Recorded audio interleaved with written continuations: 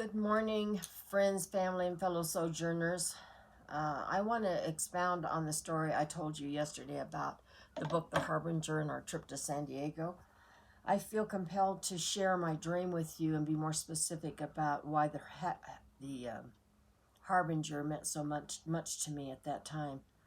Um, Months before 9/11, I would say at least a half a year before that, I had had a horrific dream.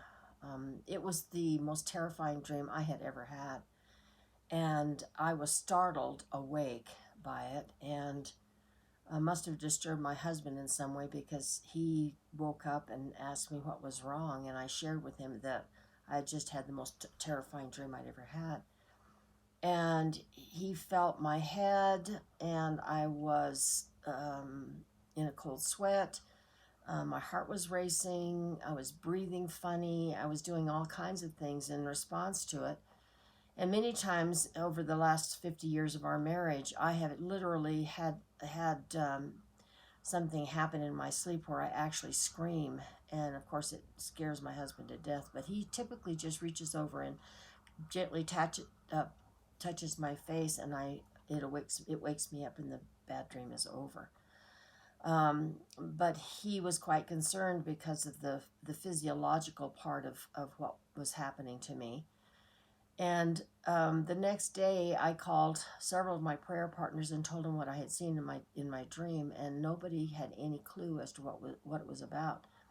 And of course, I didn't find out until months later what it all symbolized. But basically, the dream had to do with my being in a building that was well lit, and I was walking around, and the doors kept opening up, and when they opened up, I could see what appeared to be lava coming towards the building, and it was dark. It was ominous.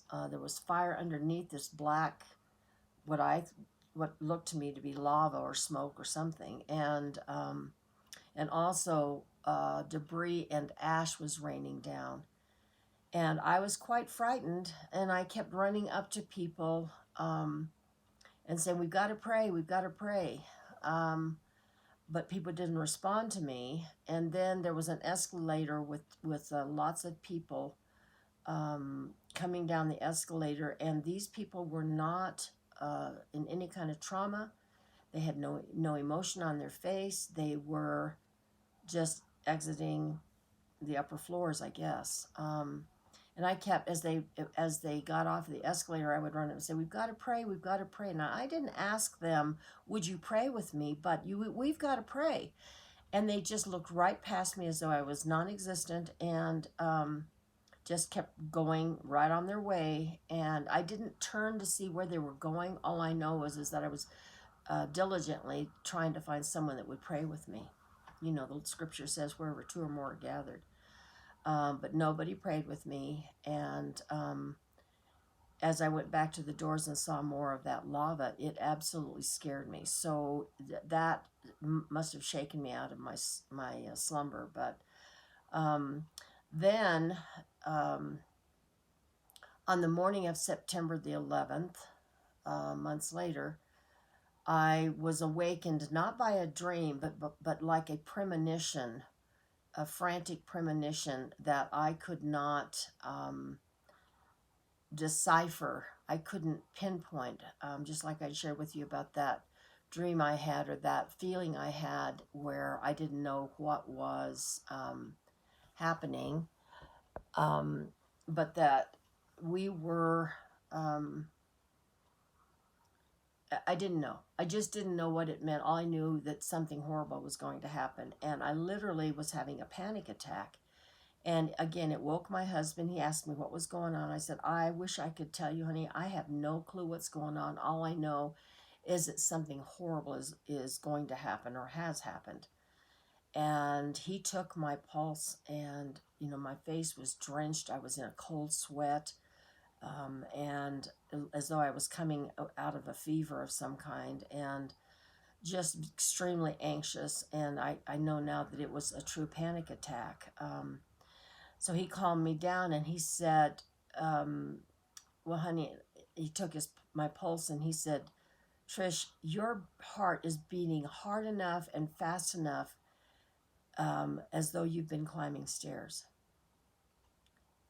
That still rings in my ears when I hear that. But he calmed me down, and I fell back asleep. And about 7:30, he had gone down to work at the fire station, and he apparently knew what was going on the television, and he called the house, and our son, 13-year-old son, took the call and knocked on the bedroom door and woke me up, and he said, "Mom, Dad's on the phone. He wants you to go to the television and turn it on so that you know what's happening."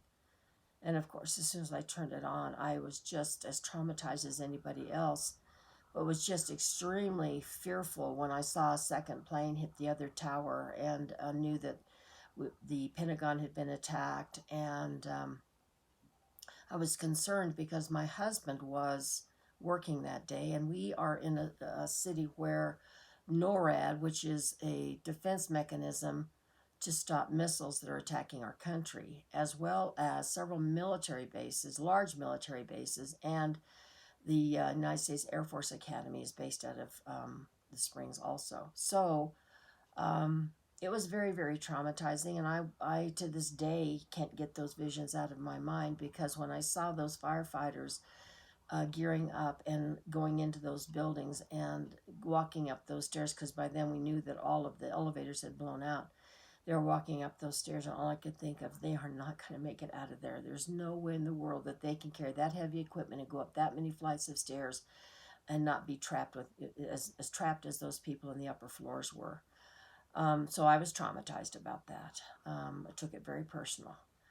Well, about a week after the fact, there was a video crew that had gone to Station 3, which was really close to the Twin Towers. And while they were videotaping and interviewing the firefighters, the call came, the alarm sounded, and the firefighters grabbed their stuff, got on the truck, and the people that were taping said, "Would you mind if we came?" Well, the firefighters didn't know what was going on, so they said, "Sure, come ahead."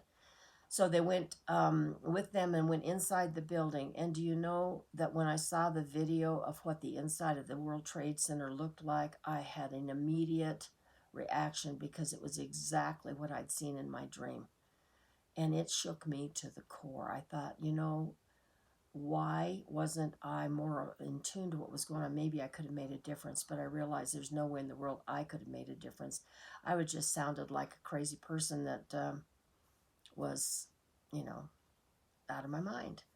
So I couldn't have changed anything. But I'll tell you, I recognize that all of those signs and wonders and dreams had to do with harbingers that the Lord was telling me about. That we are in for a rough ride still. And I know that because this book and tying everything together, it absolutely was something that impacted me in a way that I'll never be the same again. So please note that we are, because of the dreams that I've had, we are at a point where we recognize that things are happening. And back in 2001, our country came together and was more sensitive and more caring and more patriotic and more in tune to what happened to our country. And we are in the throngs of something happening again. And I'm not going to tell you what my take on it is. I want you to seek the Lord and seek His Word and come up with your own conclusions about what you or your family needs to do. So anyway, I hope you were impacted. Got to take this call. You take care. God bless you. Boy, that's an obnoxious ring that my husband has on his phone. Take care. God bless. Bye-bye.